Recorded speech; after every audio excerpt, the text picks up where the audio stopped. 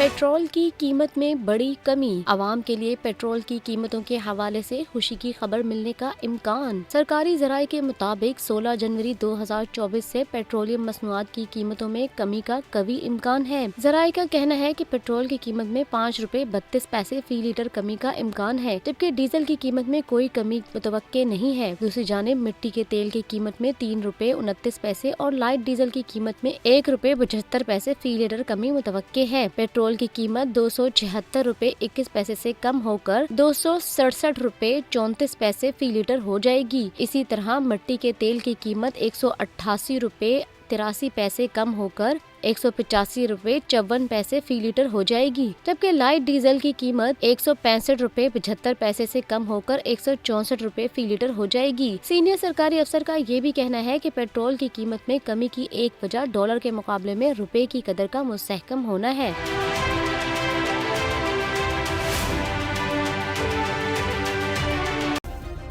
Subscribe करें और bell दबाएं ताकि कोई खबर रह न जाए।